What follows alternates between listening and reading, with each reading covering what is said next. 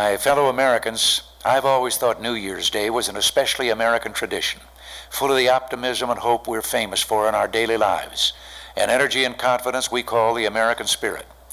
Perhaps because we know we control our own destiny, we believe deep down inside that working together, we can make each new year better than the old. Although last night was one of parties, today is one of resolutions. Reviewing the old year, we try to decide what we can do better in the new.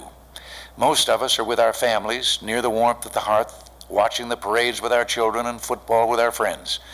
Gathered together, we find strength and renewal. But this special holiday time is tragically marred for too many of us. You may have spotted the reason on the road last night if you had to drive home: the drunk driver. Each year, approximately 25,000 lives are lost in alcohol-related automobile accidents. An additional 650,000 are seriously injured.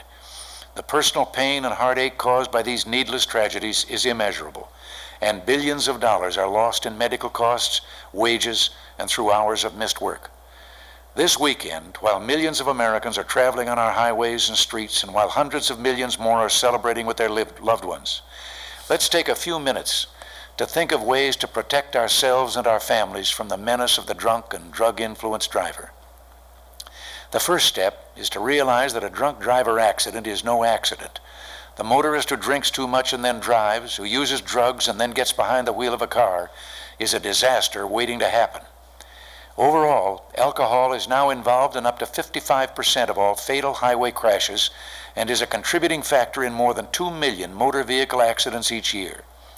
The drunk driver has turned his car into a weapon that threatens the lives and safety of the innocent. Fortunately, there's a brighter side. Today we have one of our best opportunities in years to tackle this tragic problem. Public awareness has never been higher. Citizens groups, local officials, legislators, judges, police officers, people from all over the country are saying enough is enough. Let's get these killers off our roads and get them off now. Last April, I appointed a presidential commission on drunk driving to explore the problem more fully and to work with state and local governments to develop effective programs. Their interim report has already come in and has some useful findings. For example, we've found that people who've had too much to drink are less likely to drive when they know they have a good chance of being caught. The potential drunk driver who understands that prosecution is certain and the penalty swift will be less likely to insist on driving home.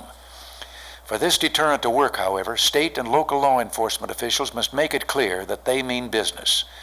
Programs are already springing up in some states with good results. In areas where police have made drunk drivers a prime target, traffic deaths have begun to decline. For example, in Maine, alcohol-related crashes have dropped 41% since that state's drunk driving program was strengthened. The highway death rate there is the lowest since they started keeping records. Maryland has also intensified its program, and highway deaths there are at a 19-year low. Since 1980, 11 states have raised the legal drinking age, and many other communities, counties, and states have strengthened their laws, some requiring mandatory jail sentences for first offenders. In New York, for example, the fines and fees levied on those arrested are directed to local alcohol programs. In many areas, citizen groups are assisting state and local task forces, providing legislative support and participating in court monitoring and victim assistance. Of course, until we change our attitudes and our laws, our best protection is still to buckle our safety belts. There's much to be done if we're to rid ourselves of this scourge on our roads, and there's a continuing need for private initiative. We must each make it our personal responsibility. If we band together, we can change the laws that will help make the difference. If we insist long enough and loudly enough, we can save lives. So I thought it appropriate to start the ball rolling on this, the first day of the new year. Today we're taking a break from the concerns and the bustle of the workaday world, but we're also making a new beginning. As we gather around our dining room tables for the midday meal, let us thank God for life and the blessings He's put before us. High among them are our families, our freedom, and the opportunities of a new year. Let us renew our faith that as free men and women, we still have the power to better our lives, and let us resolve to face the challenges of the new year, holding that conviction firmly in our hearts, that after all is our greatest strength and our greatest gift as Americans. So till next week, thanks for listening.